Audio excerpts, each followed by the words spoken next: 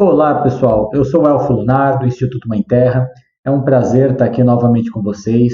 Neste ano de 2020, o Instituto Mãe Terra está desenvolvendo o seu terceiro Congresso de Terapias Integrativas, que teve as suas duas primeiras edições inteiramente presenciais e gratuitas aqui no Instituto mesmo, com palestras, atendimentos, sorteios, feitos durante uma semana inteira. Na terceira edição, devido ao problema da pandemia, nós não quisemos deixar de fazer o Conte, mas modelamos ele no formato inteiramente online para vocês poderem usufruir aí de muito conteúdo de qualidade, de muito conhecimento e de muita reflexão. Nesse vídeo a gente vai conversar rapidamente sobre a arte da cura pela fé, e eu espero que ao final deste vídeo todos tenham mais clareza a respeito do quanto que a fé tem plena relação com as terapias integrativas. Apesar de hoje haver todo um discurso de cientificismo, um discurso que coloca a ciência como a mais importante de todos os processos, e muitas das terapias integrativas oferecidas hoje em dia se fazem valer desse tipo de discurso, em detrimento até certo ponto do que a fé representa, mas o fato é que a fé continua sendo a base para que a gente acesse o espiritual, acesse o vibracional, acesse os corpos sutis do outro com amor. A humanidade, gente, em seus primórdios vivia um momento de maior integração com a natureza. Os processos de cura que ocorriam nas antigas sociedades tribais eram essencialmente vivenciais, eram essencialmente empíricos. Eles tinham como pano de fundo uma estrutura mitológica, cosmogônica, e até hoje esse tipo de visão se faz presente em algumas populações mais tradicionais, mesmo em meios considerados civilizados.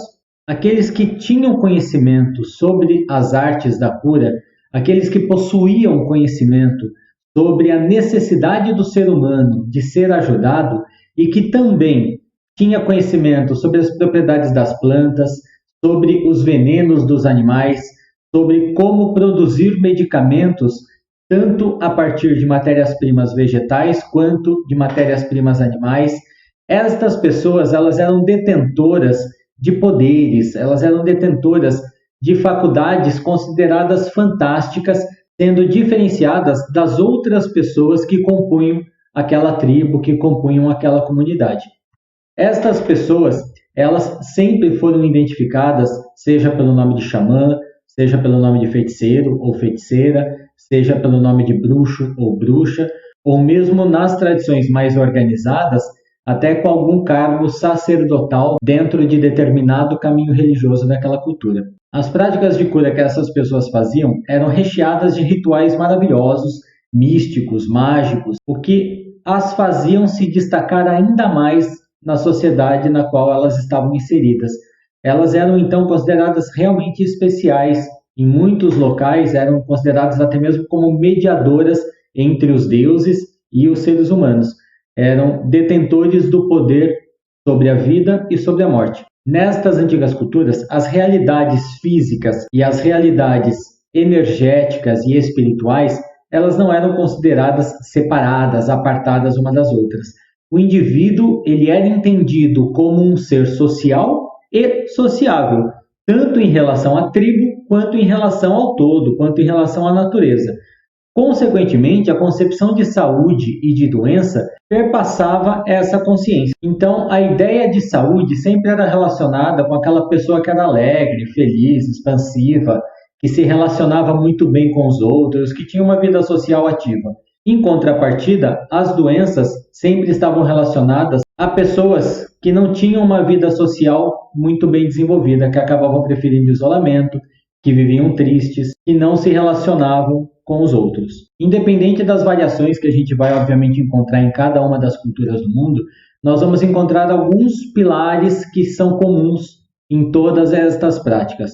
Primeiro destes pilares é que se utilizava muito da fé, ou seja, o curador ou a curadora, independente do nome que possuísse em cada cultura, ele fazia rituais de invocação e de evocação de poderes da natureza, de poderes espirituais, de poderes divinos, para que ali, naquele momento, ele realmente fosse o intermediário entre a fonte desta força invocada e a pessoa que precisava de ajuda. Ao invocar este poder, através de cantos, através de danças, através de rituais diversos, com rezas e invocações, através da utilização de produtos vegetais e animais, o curador envolvia o doente, envolvia o necessitado e se envolvia nesta atmosfera diferenciada que criava as condições propícias para que aquela cura ocorresse.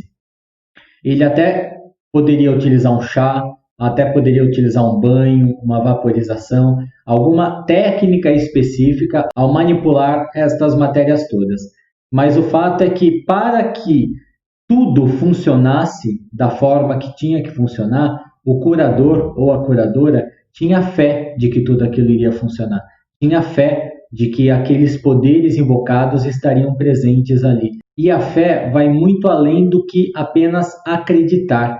Pela fé, a pessoa se entrega. Pela fé, a pessoa não tem sequer espaço para ter dúvidas de que aquilo que ela está fazendo é uma realidade em vários níveis.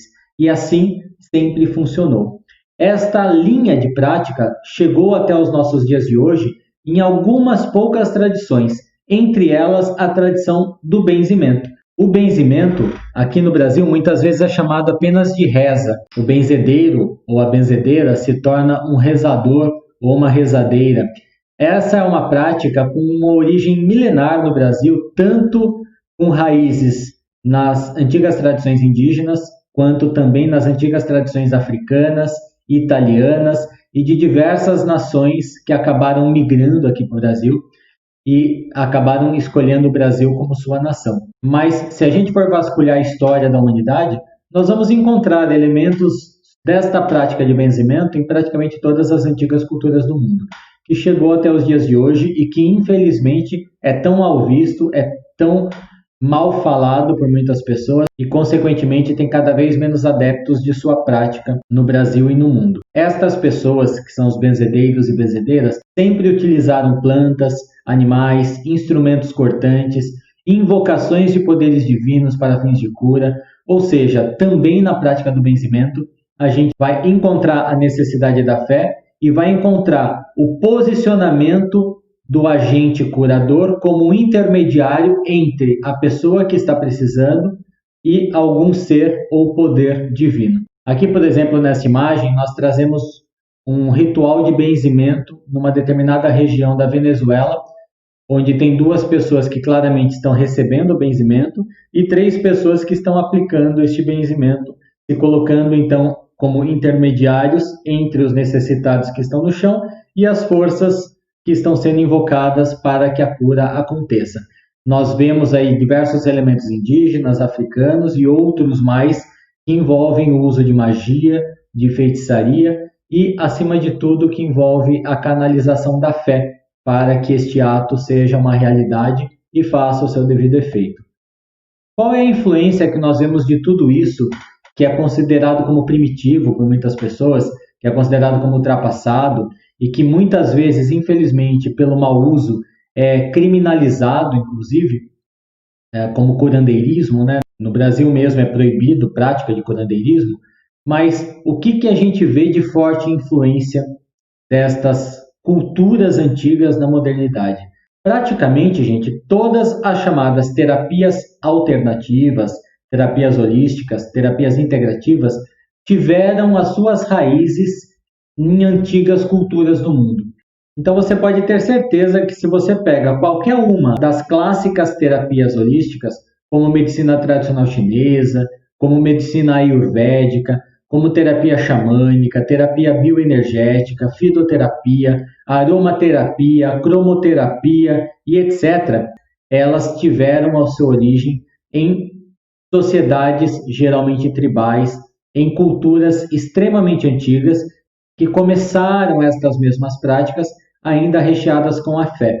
E mesmo estas técnicas aplicadas hoje em dia, se você não tiver fé no que você está fazendo, independente da sua religião, independente de qual seja o seu sagrado, mesmo que a sua fé seja a fé no amor ou seja uma fé no universo, mas se você não tiver esta fé de que aquilo que você está fazendo naquele momento não vai funcionar, você pode ter certeza que a técnica em si ela vai ter uma eficácia menor.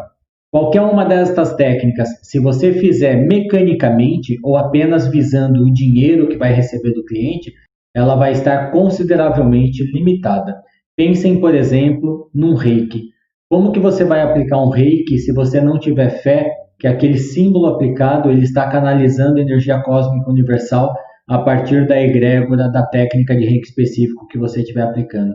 Se você estiver aplicando uma bioenergética, um toque quântico que seja, como que você vai conseguir sucesso na tentativa de ajudar o outro se você não tiver fé de que você está realmente emanando uma força, uma energia da tua mão que penetra nos corpos daquela pessoa e faz os efeitos necessários?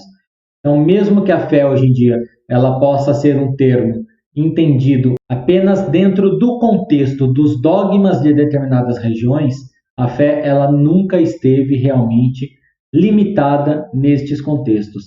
A fé ela é uma força que nos conecta diretamente ao todo. Ela é uma força que tem relação direta com o amor. Por isso que o amor e a fé são tão inseparáveis. Então, nunca esqueçam da importância e da necessidade da fé em qualquer prática de cura, inclusive na modernidade.